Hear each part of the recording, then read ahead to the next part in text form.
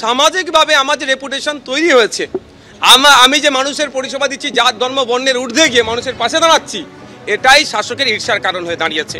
আমাকে অফার হচ্ছে তৃণমূলে জয়েন করার জন্য, আমাকে নামে মিথ্যা মামলা হচ্ছে, সবটাই যখন আমি প্রত্যাখ্যান করছি, আমার সাথে আর কোনো অ্যাঙ্গেল থেকে পেরে উঠতে পারছে না। পাবলিক পারসেপশন আমার সম্পর্কে যদি খারাপ হয়, পাবলিক ডোমিনে আমাকে এই ধরনের মিথ্যাচার করা হচ্ছে। আমি একটা কথা বলি, আমি 30 কোটি টাকায়, আমি এমন ক্যামেরা বলছি, নিলে 3000 কোটি টাকা নিয়ে আর আমি ভাববো, যদি ভাবি নেব না। ওই 30 কোটি টাকা আমার বাড়িতে আমার হাতে ধুলো।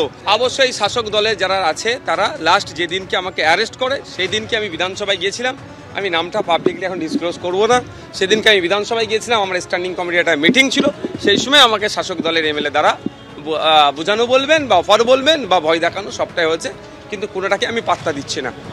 দেখুন, এটা বিস্ময়ের, এবং আমি জানি না এর পেছনে কি কারণ থাকতে পারে। ভাস্করদার কাছে উত্তর থাকতে পারে যে একটা রাজনৈতিক দল 2021 সালে 200-র বেশি আসন নিয়ে ক্ষমতা এলো, তারা প্রত্যয়ী যে 2026-এ 250-র মতন তারা টার্গেট ফুলফিল করতে পারবেন।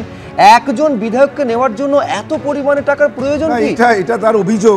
আমি অবাক হয়ে যাচ্ছি, এটা ধর্মীয় নেতা, এইসব ধর্মীয় সব জলসা করে বেড়াতেন, তিনি বলছেন নাকি যে এটা তার হাতের ময়লা না কি একটা বললেন। মানে এই অদ্ভুত দাবি, এবং তার সম্বন্ধে নিজের 3000 কোটি টাকা, মানে নিজের ওয়ার্থটা কতটা বড় সেটা দেখাতে চাইছেন। কে তিনি নওশাদ সিদ্দিকী, কে?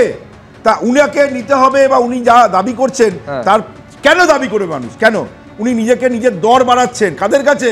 যাদের জন্য জিতেছিলেন, সিপিএম এর কাছে। কংগ্রেস তাদেরকে যুক্ত করেনি। সুতরাং এই ধরনের অভিযোগ আমার উল্টো প্রশ্ন থাকবে। আমি বলছি যেটা বলছেন নওশাদ সিদ্দিকী, আমি শুনুন না, নওশাদ সিদ্দিকী যেটা বলছেন যে তাকে সামাজিকভাবে না এঁটে উঠতে পেরে মেলাইন করার জন্য তাকে চেষ্টা করা হচ্ছে, সেটাই না পেরে দলে টানার চেষ্টা করা হচ্ছে। শুনুন না, আমার কথাটা তো শুনুন। আমি বলছি যেটা আজকে নওশাদ সিদ্দিকী যদি একটা মিথ্যে কথা বলে থাকে, ধরে নিচ্ছে আপনার কথা অনুযায়ী একদম অসত্য ভাষণ দিয়েছেন, তৃণমূল কংগ্রেসকে তো মেলাইন করছেন, মামলা করা উচিত। করবে তো তৃণমূল কংগ্রেসকে মেলাইন করছেন, তার জন্য মামলা করবে কি করবে না সেটা তৃণমূল কংগ্রেস ঠিক করবে। আপনি কি মনে করেন করা উচিত? তো যে দাবিটা আপনারা তুলে দেখাচ্ছেন, সেই দাবিটা কতটা মানে বাজে দাবি করছেন এবং নিজের সম্পর্কে কি ধারণা পোষণ করেন। একটা ধর্মীয় নেতা, উনি ধর্মীয় নেতা, তাই পেশা ছিল, তাই জানি, তাই পেশাগতভাবে একটা ধর্মীয় নেতা, ইসলামী জলসা করে বেড়ান বলেই জানতাম, ওই বাড়ির কি সব করতেন।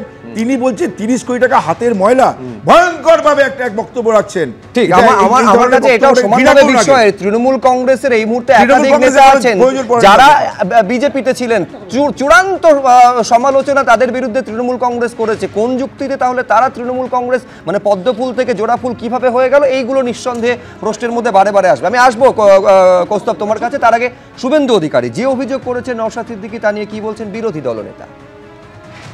নওশাদ ভাই এগুলোর মধ্য দিয়ে কি বলতে চাইছেন তিনিই জানেন। তিনি কি মমতা ব্যানার্জির সঙ্গে যখন নবান্নতে দেখা করেছিলেন তখন কি তিনি এই বিষয়ে কোনো কথা বলেছেন? এটা আজ অবধি আমরা জানতে পারিনি। নওশাদ ভাইকে এটা ক্লিয়ার করতে হবে, 1 নম্বর। দ্বিতীয় হচ্ছে, নওশাদ ভাই গত লোকসভা ভোটে ডায়মন্ড হারবারে দাঁড়াবো বলে কোন অজ্ঞাত কারণে মাঠটা ছেড়ে দিলেন ভাইপোকে, এটাও জনগণ জানতে চায়। তৃতীয়ত হচ্ছে, নওশাদ ভাই কি এখন থেকে ভোটের 6 মাস আগে এই কথাগুলো বলতে শুরু করলেন যাতে তিনি জানুয়ারি ফেব্রুয়ারি মাসে মমতার সঙ্গে গিয়ে বলবেন যে আমি চাপ নিতে পারলাম না, তাই আমাকে যেতে হলো। না, ভাস্করদা অভিযোগটা করছেন যে বামেদের কাছে দর বাড়ানোর জন্য এই কথাগুলো নওশাদ সিদ্দিকী বলেছেন, বামেদের প্রতিনিধি। কথা হচ্ছে, সুব্রত তুমি জিজ্ঞেস করলে তৃণমূল মামলা করবে কিনা, তৃণমূলের মুখপত্ররা বলতে পারবে, সিভিক কেউ তো এটা বলতে পারবে না তৃণমূল মামলা করবে। তো তৃণমূলের মামলা করা উচিত। 1 2 কথা নওশাদ সিদ্দিকী সিভিকরা ঠিক করতে পারবে। চোরের থেকে শূন্য ভালো। থামবেন, আপনার মাঝে তো কোনো কথা বলি না এবং অসভ্যতম করছেন কেন টিভিতে এসে? আমি বলবো যে নওশাদ আইএসএফ এর বিধায়ক, একটা বিধায়ক 2 মাস ওকে জেলে পড়ে দেওয়া হয়েছিল। এখানে সিভিক মুখপত্র বলেছেন নওশাদ নাকি জলসা করে, কোনোদিন নওশাদ জলসা। নওশাদ ন্যাশনাল ভলিবল টিমের প্লেয়ার ছিল, অত্যন্ত গুরুত্বপূর্ণ ন্যাশনাল। অভিষেকের পেশা কি? অভিষেকের পেশা কি? ভাইপোর পেশা কি? আপনার পেশা কি? আপনার বিষয় থেকে আমরা ঘুরে যাচ্ছি। প্লিজ ভাস্করদা বলতে দিন। কৌস্তব চট্টোপাধ্যায় অভিষেকের ব্যক্তিগত স্তরে নামবেন না দয়া করে, বারে বারে এই আবেদন রাখা হয়। ভাস্করদাকে থামালাম। কৌস্তব, সিভিকদের আনলে এটা সমস্যা। আরে সিভিকদের আনলে এটা সমস্যা। কৌস্তব প্লিজ। আচ্ছা দাঁড়ান। কথা হচ্ছে যে এরকম তৃণমূল কংগ্রেস অতীতেও করেছে, করেনি এমনটা না। মিথ্যে খুনের মামলা দিয়েছে, মিথ্যে খুনের মামলা দিয়ে ফাঁসিয়ে দেওয়ার চেষ্টা করেছে। অনেকে তো শির দ্বারা সোজা রাখতে পারেন না, দেখবেন এখন আর বাইরনকে কেউ চিনতেও পারে না। একটা এমএলএ জিতেছিল, সাগরদিঘির মানুষ জিতিয়েছিল, এখন কিসে পরিণত হয়েছে দেখেছেন? রাস্তা দিয়ে দেখলে কেউ তাকায় না অবধি। এরকমই হয় তৃণমূল কংগ্রেসে ঢুকে গেলে। কিন্তু এরকম অতীতে তৃণমূলের সেই বাইরন বিশ্বাসকে তো কংগ্রেস মানে কংগ্রেস এবং বামেরা তারা রাখতে পারেনি। উল্টো দিকটাও বলতে হবে, যে মুহূর্তে তৃণমূল নিয়ে নিচ্ছে তার মানে উল্টো দিকে তোমরা ধরে রাখতে পারছো না। এরকম ছিল আগে নাকি? 34 বছর দেখেছো তুমি? 34 বছর একজন বিধায়ককে দেখেছো? তার মানে আমি বলছি বিরোধী রাজনৈতিক দলের অধঃপতন হয়েছে বলতে হবে। তাহলে সমর্থন বিরোধিতার প্রশ্ন নয়।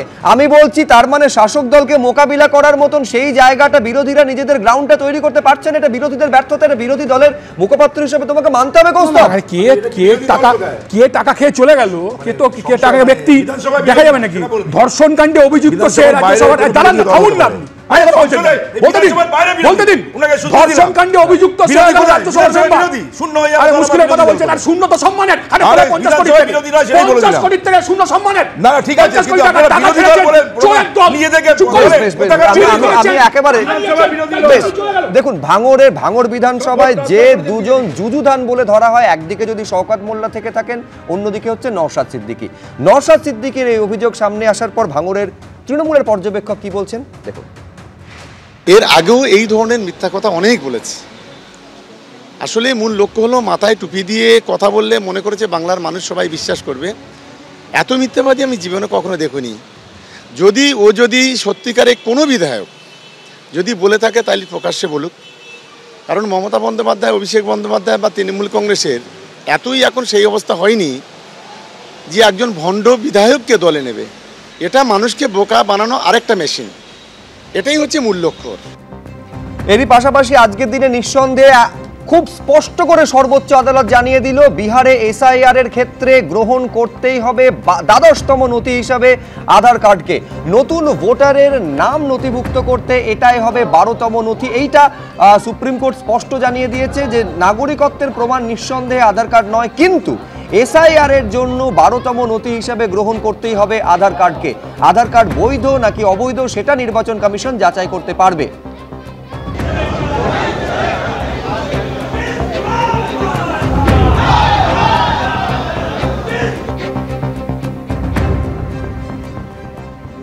असम, बंगाल, तमिलनाडु, केरल और पुडुचेरी, इन 5 राज्यों में चूंकि अगले साल चुनाव होना है, इसलिए मैंने मांग किया था कि इस पर तत्काल एसआईआर शुरू किया जाए। माननीय सुप्रीम कोर्ट ने इलेक्शन कमीशन को आज नोटिस जारी किया है और अगले मंडे को यानी अगले सोमवार को इस पर फिर से 15 सितंबर को सुनवाई होगी। मैं आशा करता हूं कि इस बीच इलेक्शन कमीशन पूरी फॉर्मेलिटी पूरी कर लेगा और अगली सुनवाई के पहले असम, बंगाल, तमिलनाडु, केरल और पुडुचेरी में एसआईआर के टाइमलाइन को डिक्लेयर कर देगा। आज जो सबसे बड़ी बात हुई है कि माननीय सुप्रीम कोर्ट ने एडमिट किया है कि आधार सिटीजनशिप का प्रूफ नहीं है, आधार सिंपल आइडेंटिटी का प्रूफ है। और दूसरा, माननीय सुप्रीम कोर्ट ने यह भी एडमिट किया है कि इलेक्शन कमीशन इलेक्टोरल रोल बनाने के पोजीशन में ये भी चेक कर सकता है कि कौन व्यक्ति सिटीजन है कि नहीं है, क्योंकि इलेक्शन कमीशन का मैंडेट है कि केवल भारत के जो सिटीजन है वो उनका नाम ही इलेक्टोरल रोल में होना चाहिए। जो व्यक्ति भारत का सिटीजन नहीं है वो किसी भी कीमत पे वोटिंग का उसको अधिकार नहीं मिलना चाहिए।